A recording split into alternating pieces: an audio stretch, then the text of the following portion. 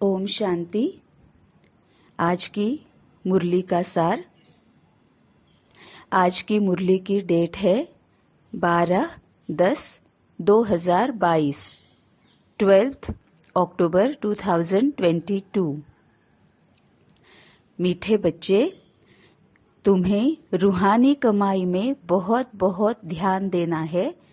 सिर पर विकर्मों का बोझा बहुत है, इसीलिए समय वेस्ट नहीं करना है।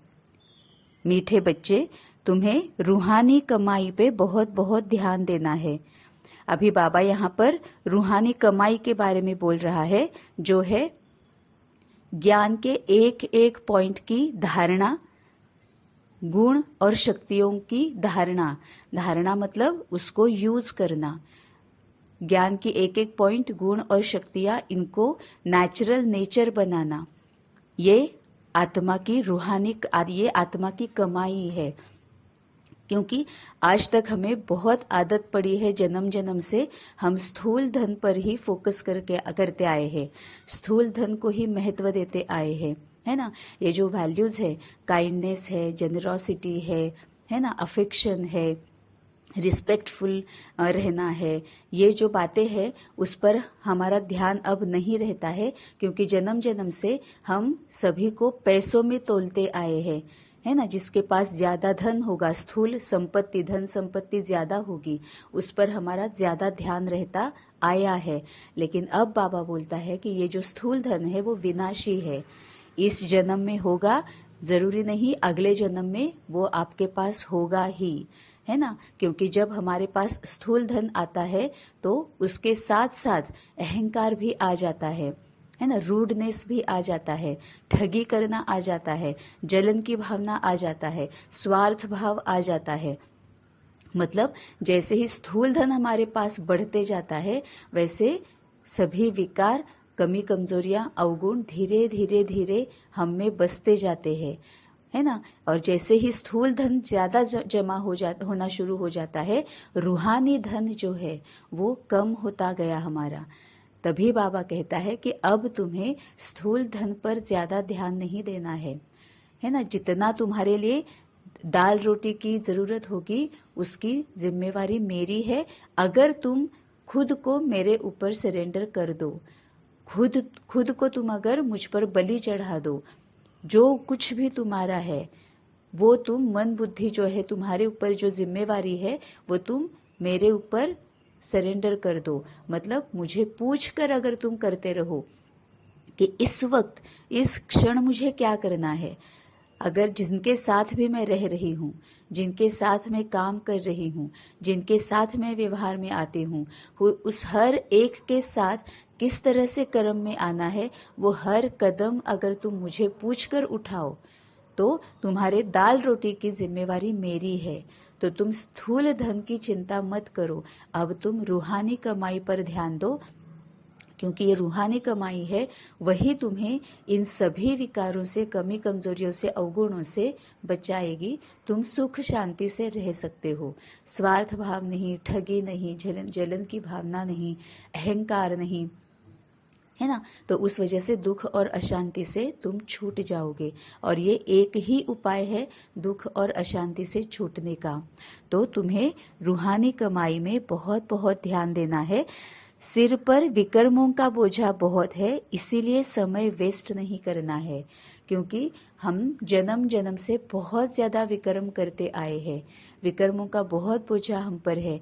हम एक क्षण ऐसा नहीं जाता है कि हम व्यर्थ या नकारात्मक संकल्प क्रिएट नहीं करते हैं, है ना। हमारे ज्यादा से ज्यादा जो संकल्प होते हैं वो व्यर्थ या नकारात्मक होते हैं, और एक एक संकल्प मतलब हमारा एक एक कर्म है। तो हमारे सर पर बहुत ज्यादा विकर्मों का बोझा है।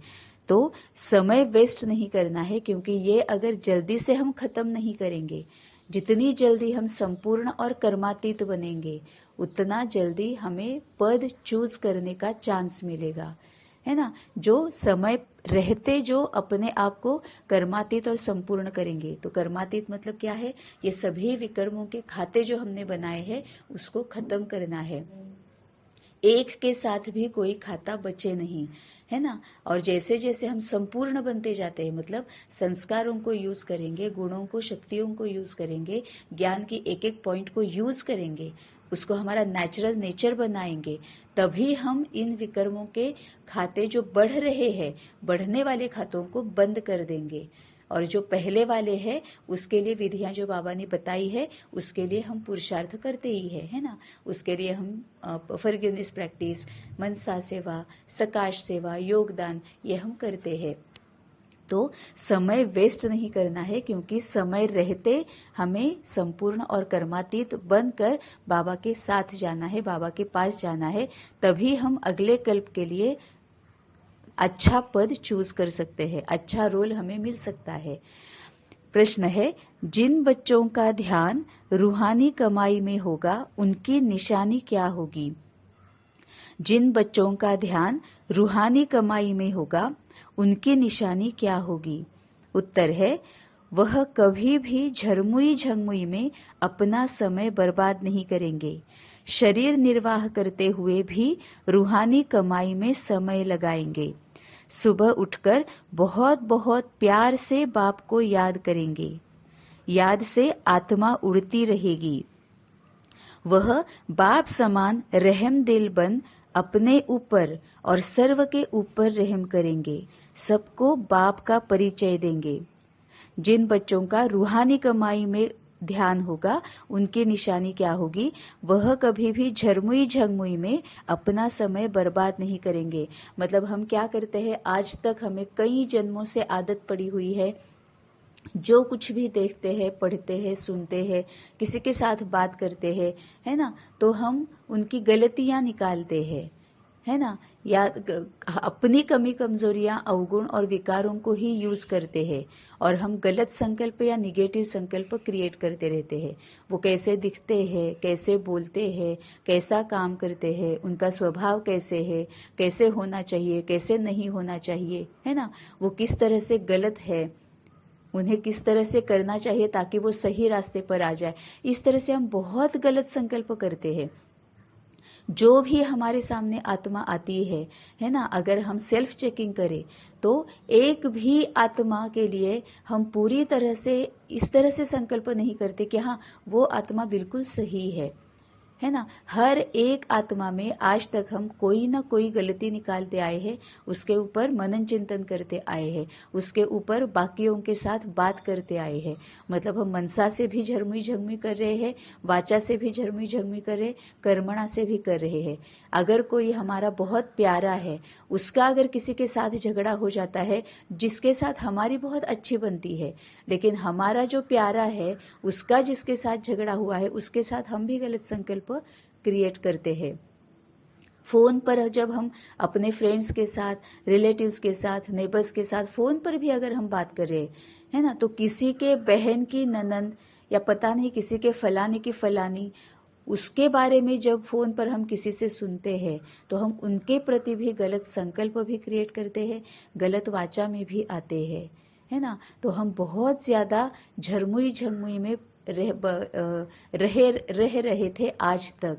अब बाबा कहता है, जिनका ध्यान रूहानी कमाई पर होगा वो इस झरमुई झंगमुई में अपना समय बर्बाद नहीं करेंगे, क्योंकि जिसको हमने कभी देखा नहीं है, जिसका हमारे साथ कभी इंटरेक्शन नहीं हुआ है, जिनके साथ हम कभी व्यवहार में नहीं आए हैं, है ना, उनके बारे में भी हम किसी से कुछ सुनकर बहुत गलत संकल्प क्रिएट करते हैं।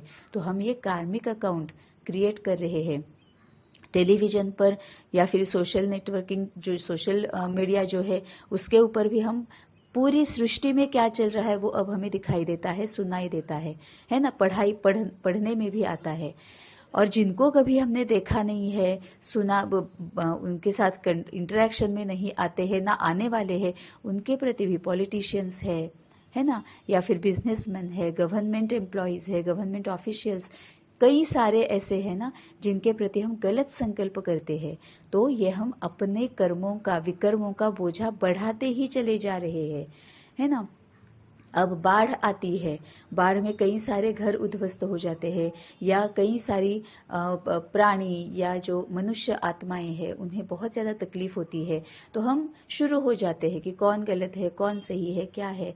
अब बाबा कहता है इस झरमुई झंगमुई से बचो, इस झरमुई झंगमुई को छोड़ो, क्योंकि इस तरह से जब तुम झरमुई झंगमुई करते हो, व्यर्थ संकल्प करते हो, व्यर्थ वाचा में आते हो, गलत संकल्प करते हो, गलत वाचा में आते हो, इससे तुम अपना समय बर्बाद कर रहे हो, क्योंकि अपने विकर्मों का बोझा बढ़ा रहे हो, जिसको फिर से तुम्हें खत्म करना ही करना है।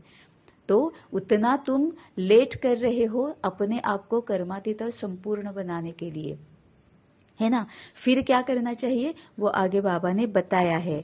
शरीर निर्वाह करते हुए भी रूहानी कमाई में समय लगाएंगे। मतलब जो कुछ भी हम कर रहे हैं, जो कुछ जिनके भी सामने हम आएंगे, जो भी आत्माएं हमारे सामने आएंगी, जो भी घटनाएं परिस्थितियां हमारे सामने आएंगी, हमें उस पर गलत संकल्प नहीं क्रिएट करना है। क्या सही क्या गलत इसमें नहीं जाना है, क्यों क्या की क्यों में नहीं लगना है, हमें योगदान देते रहना है। अगर फोन पर भी किसी के बारे में हमने कुछ सुना, दुख भरी कहानी सुनी, अगर किसी फ्रेंड ने, रिलेटिव ने हमें बताया कि वो किस तरह से दुखी है, तो हमें उसके दुख के प्रभाव में आकर किसी और के बारे में गलत संकल्प नहीं क्रिएट करने हैं। हमें जो हमें अपना दुख बता रही है उस आत्मा को हमें योगदान देना है ना। Red, light blue, Indigo, green, yellow, समय अनुसार, जरूरत अनुसार उसको योगदान देना है ना। कि क्यों, क्योंकि वो दुख में क्यों है, क्योंकि उसके विकर्मों का परिणाम उसके सामने आया हुआ है ना। कोई भी गलत नहीं है, जिसके जो उन्हें दुख दे रहे हैं उनके साथ उनका कार्मिक अकाउंट है, इसीलिए वो दुख में आए हुए हैं। हमें उन्हें योगदान देना है ना। हमें झरमुई झंगमुई में नहीं रहना है। अगर टेलीविजन पर भी नेचुरल कैलामिटीज के बारे में या किसी भी बारे में अगर हम कुछ देखते हैं, सुनते हैं, पढ़ते हैं, तो भी कौन सही कौन गलत में नहीं जाना है, योगदान देना है। उन्हें जरूरत है शक्ति की, है ना। तो हमें शक्ति का, शांति का, स्नेह का, है ना, संतुष्टता का, ये हमें योगदान देते रहना है। सुबह सुबह उठकर बहुत बहुत प्यार से बाप को याद करेंगे। अब सुबह उठकर बाबा को याद करेंगे मतलब बाबा से शक्तियां लेंगे, बाबा से रूह रिहान करेंगे, खुद मनन चिंतन करेंगे, और सभी जो हमारे कार्मिक अकाउंट्स जिनके जिनके साथ है, जिनके जिनके साथ हम व्यवहार में आते हैं, उन सभी के लिए जो भी हमने आज तक विकर्म क्रिएट किए हैं, कार्मिक अकाउंट्स क्रिएट किए हैं, वो खत्म करने के लिए विधियां करते रहेंगे। याद से आत्मा उड़ती रहेगी। अब हम क्या कर रहे हैं, पूरी क्लैरिटी हो गई ना कि अब मुझे कार्मिक खाते तो बंद करने ही है, या तो योग से या तो भोग से। अब किस तरह से मैं जल्द से जल्द संपूर्ण और कर्मातीत बन जाती हूँ ये मुझे पता चल गया।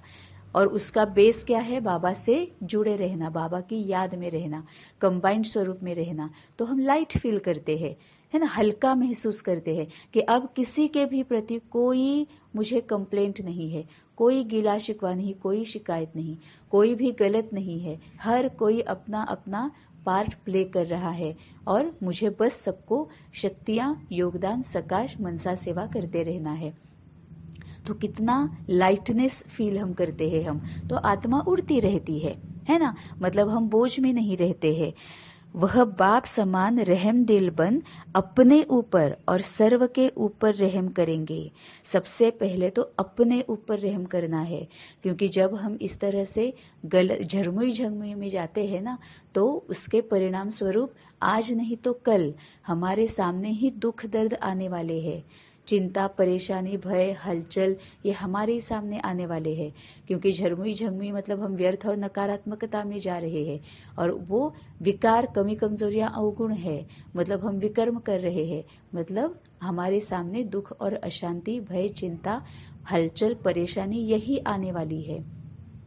तो सबसे पहले तो बाबा को याद करने से, बाप समान रहम दिल बनने से हम अपने आप पर रहम करेंगे, है ना। क्योंकि सामने अगर कोई क्रोधी आत्मा आई है, हमें बहुत उल्टा सुल्टा बोल रही है, अब बाप और वर्षा साक्षी दृष्टा ज्ञान की क्लैरिटी कि ये मेरा ही किया धरा मेरे सामने आया है, उसको स्वीकार करना है, सुन लेना है, बाबा से शक्तियां लेनी है और उनको योगदान देते रहना है कि हमने हमारा खाता खत्म करने की तरफ हम चल पड़े, है ना। तो सबसे पहले हमारे मन में शांति रहती है, आत्मा उड़ती रहती है, मतलब हम हल्का महसूस करते हैं कि मैंने विकारों को यूज नहीं किया, मैं उसके विकार के प्रभाव में नहीं आई, है ना। और मैं रहम दिल बन गई, क्योंकि कभी किसी जन्म में, कभी किसी समय मैंने इस आत्मा को ऐसा ही दर्द दिया था, है ना। और उसको बहुत दर्द मैंने दिया हुआ जो है वही आज वो मुझे वापस कर रहा है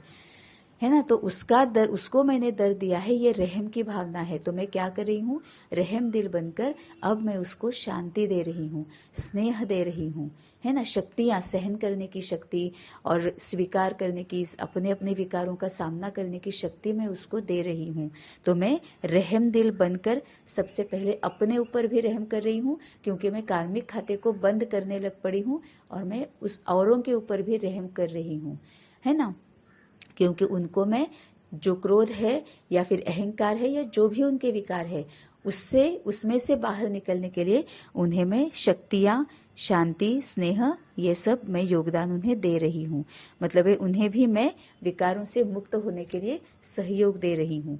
तो अपने ऊपर रहम और औरों के ऊपर भी मैं रहम कर रही हूँ। सबको बाप का परिचय देंगे। और जैसे आज मेरे ख्याल से 3-4 मुरलियों में बाबा लगातार ये बोल रहा है कि सबको बाप का सत्य परिचय देना है, सत्य परिचय देना है, ये बाबा ने क्लैरिटी दी है। तो मनसा, वाचा, कर्मणा, चाल, चलन, सूरत, सीरत से हर क्षण बाबा को प्रत्यक्ष करना है। धारणा के लिए मुख्य सार, पहली पॉइंट है, स्वदर्शन चक्रधारी बनना है।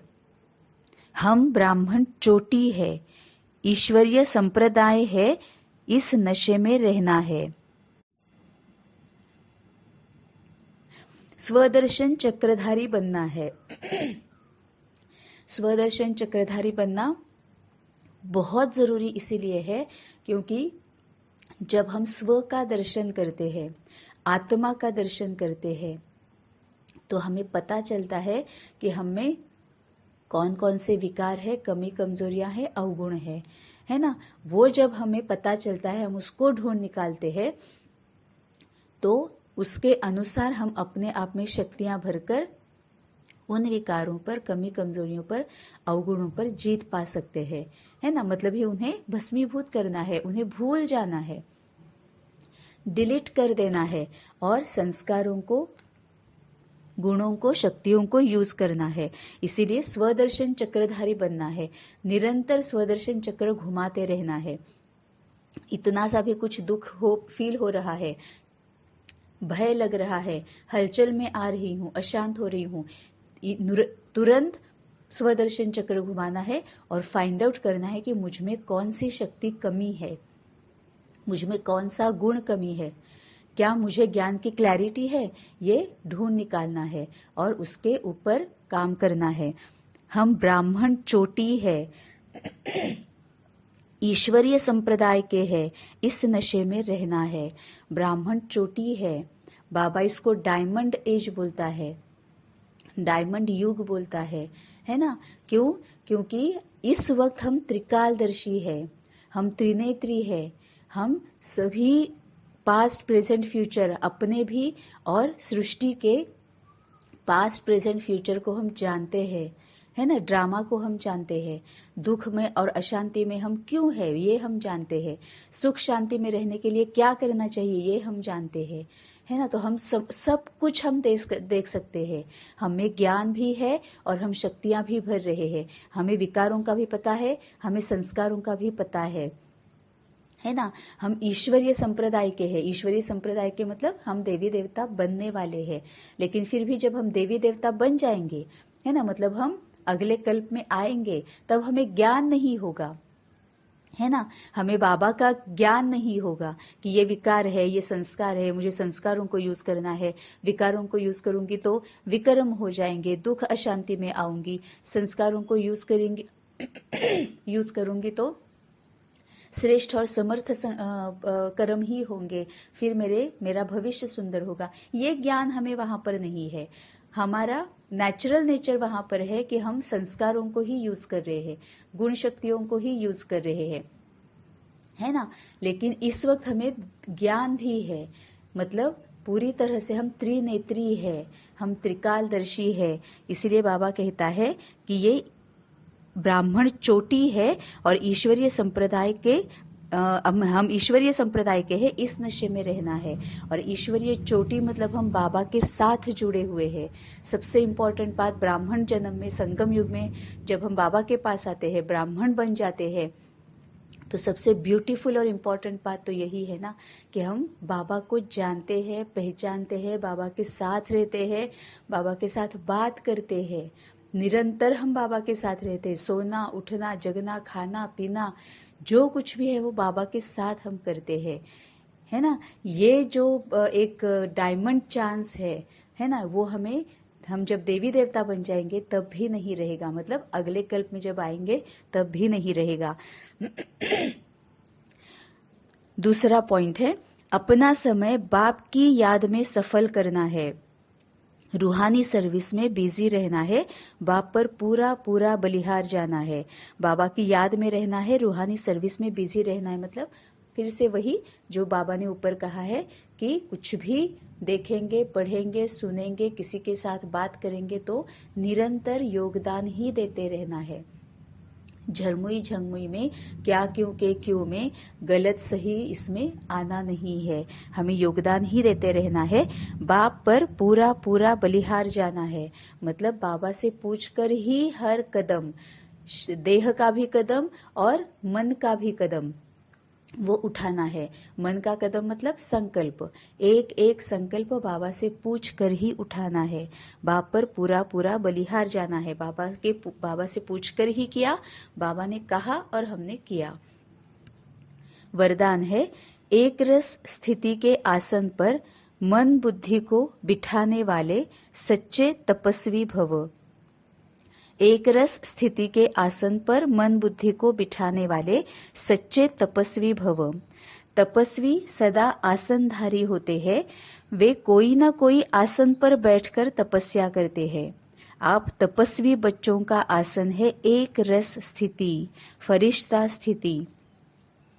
इन्हीं श्रेष्ठ स्थितियों के आसन पर स्थित होकर तपस्या करो। जैसे स्थूल आसन पर शरीर बैठता है, ऐसे श्रेष्ठ स्थिति के आसन पर मन बुद्धि को बिठा दो और जितना समय चाहो, जब चाहो आसन पर बैठ जाओ। इस समय श्रेष्ठ स्थिति के आसन पर बैठने वालों को भविष्य में राज्य का सिंहासन प्राप्त होता है। आज बाबा ने एक बहुत बड़े पॉइंट की क्लैरिटी दी है ना। वो पॉइंट कौन सा है? बाबा कई मुरलियों में कहता है कि योग में बैठना नहीं है, योग में रहना है। ये बाबा कई मुरलियों में कहता है कि जो योग में रहते हैं उन्हें बहुत ज्यादा से ज्यादा प्राप्तियां उन्हें होती है। योग में बैठने से आपको साक्षात्कार हो जाएंगे, लेकिन साक्षात्कार से प्राप्ति उतनी नहीं होती है ना। साक्षात्कार से भी प्राप्ति होगी, लेकिन उन साक्षात्कार को जानना, पहचानना, उन साक्षात्कारों के पीछे का भाव क्या है वो जानना, वो बहुत जरूरी है। वो अगर हम जानेंगे, समझेंगे, तभी हमें प्राप्ति हो सकती है। लेकिन अगर हम योग में रहेंगे तो हम बाबा के साथ रह रहे हैं, मन बुद्धि से बाबा के साथ बात कर रहे हैं। क्या सही क्या गलत वो हम बाबा के साथ बात कर रहे हैं, बाबा हमें समझा रहा है ना। इसीलिए बाबा ने आज इस पॉइंट की क्लैरिटी दी है कि योग में रहना और योग में बैठना। तो तपस्वी सदा आसनधारी होते हैं, वे कोई ना कोई आसन पर बैठकर तपस्या करते हैं, है ना। हमने भी भक्ति मार्ग में देखा है कि जब भी हम पूजा करते थे तो पूजा अर्चना करते वक्त बैठने के लिए हमारा एक स्पेसिफिक स्पेशल कोई एक आसन होता था उसको डालकर उस पर बैठकर ही हम पूजा अर्चना करते थे। तो तपस्या करने के लिए भक्ति मार्ग में कोई आसन होता है। आप तपस्वी बच्चों का आसन है एक रस स्थिति, फरिश्ता स्थिति।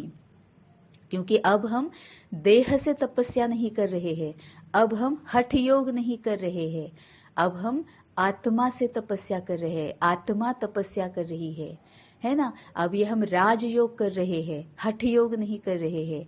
इसीलिए बाबा कहता है कि अब आप तपस्वी बच्चों का आसन है एक रस स्थिति, फरिश्ता स्थिति।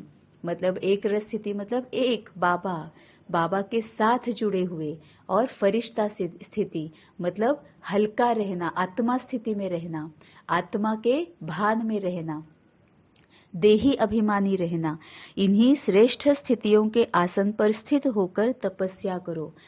मतलब अब फरिश्ता स्थिति मतलब देही अभिमानी स्थिति मतलब उड़ती कला, मतलब मैं आत्मा हूँ, परमात्मा के साथ निरंतर जुड़ी हुई हूँ, और मेरे आसपास जो भी है वो सभी आत्माएं हैं, है ना। इस आसन पर स्थित होकर, इस स्थिति में स्थित होकर तपस्या करनी है। जैसे स्थूल आसन पर शरीर बैठता है, ऐसे श्रेष्ठ स्थिति के आसन पर मन बुद्धि को बिठा दो, है ना। तो बाबा हमें क्लैरिटी दे रहा है कि तुम बैठकर योग में बैठे मत रहो, अब मन बुद्धि को आसन पर बिठाना है। कौन से आसन पर? आत्मा के आसन पर मन बुद्धि को बिठाना है। एक रस स्थिति और फरिश्ता स्थिति के आसन पर आत्मा को बिठाना है। मतलब जो भी कर्म हम करेंगे वो आत्मा स्थिति का भान रखकर करेंगे, आत्मा का भान रखकर करेंगे। जैसे स्थूल आसन पर शरीर बैठता है, ऐसे श्रेष्ठ स्थिति के आसन पर मन बुद्धि को बिठा दो। मतलब बाबा के साथ मन बुद्धि को लगा दो और जितना समय चाहो, जब चाहो आसन पर बैठ जाओ। इस समय श्रेष्ठ स्थिति के आसन पर बैठने वालों को भविष्य में राज्य का सिंहासन प्राप्त होता है।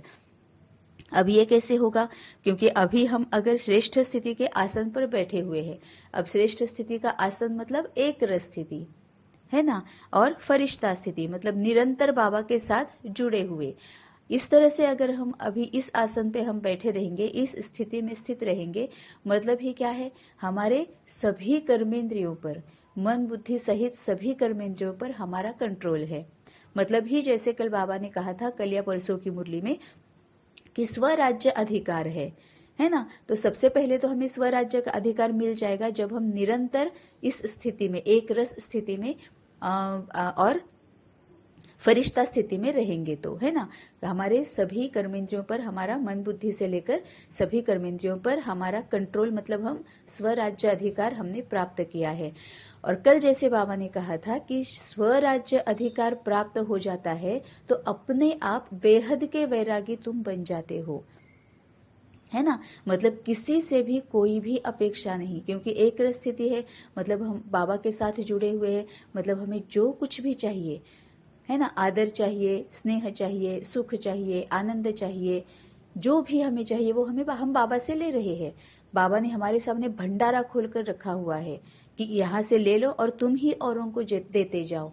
तो हमें किसी से कोई अपेक्षा नहीं है, ना किसी से मान सम्मान की अपेक्षा है, ना स्नेह की अपेक्षा है, ना सुख की अपेक्षा है, ना शांति की अपेक्षा है, क्योंकि वो सभी हमें बाबा से मिल रहा है ना। मतलब हमें किसी से भी कोई अपेक्षा नहीं है, मतलब ही हम बेहद के वैरागी है ना। और अगर हम बेहद के वैरागी है, इसका मतलब क्या है? हम इतने संपूर्ण है, हम इतने भरपूर है, हम इतने समृद्ध और संपन्न है कि जो भी सामने आ रहे हैं उनके स्वभाव संस्कार के साथ अपने स्वभाव संस्कार को मिलाकर चल रहे हैं।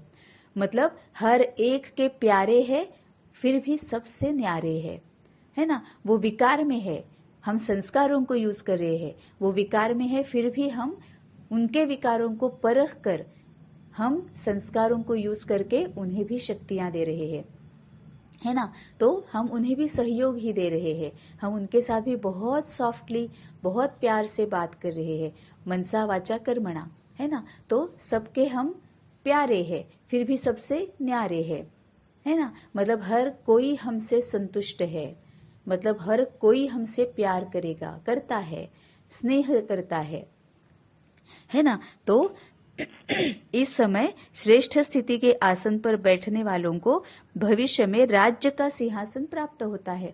मतलब अगर सब हमें चाहते हैं, सब हमसे प्यार करते हैं, क्यों? क्योंकि पहले हमने शुरुआत की है, हम जो देंगे वही हमें वापस उनसे मिलने वाला है। तो भविष्य में राज्य का सिंहासन प्राप्त होता है। अब राज्य का सिंहासन मतलब बाबा आत्मा के लिए ही बोलता है ना। तो आत्मा राज्य का सिंहासन प्राप्त करेगी मतलब क्या है? सबका प्रेम मिलेगा, है ना। अधिकार युक्त प्रेम होता है ना, वो अधिकार मिलता है ना हमें, क्योंकि हमें सबसे पहले पता है कि हम क्या कर रहे हैं। हम पूरा मतलब इतना भरोसा है हमें बाबा पर भी, ड्रामा पर भी, अपने आप पर भी। बाबा से हम जुड़े रहते हैं, हमें पूरी ज्ञान की क्लैरिटी होती है, बाबा क्या कह रहा है वो हमें पूरी तरह से पता होता है। तो हम अधिकारी बन जाते हैं ना। स्वराज्य अधिकार मतलब भी क्या है कि अधिकार में आ जाते हैं हम, कि हमें पता है कि हम क्या कर रहे हैं, है ना। तो यही हमें हेल्प करता है। राज्य भाग्य मतलब हम अधिकार पद पर रहते हैं। स्लोगन है, दूसरे के विचारों को अपने विचारों से मिलाकर सर्व को सम्मान देना ही माननीय बनने का साधन है।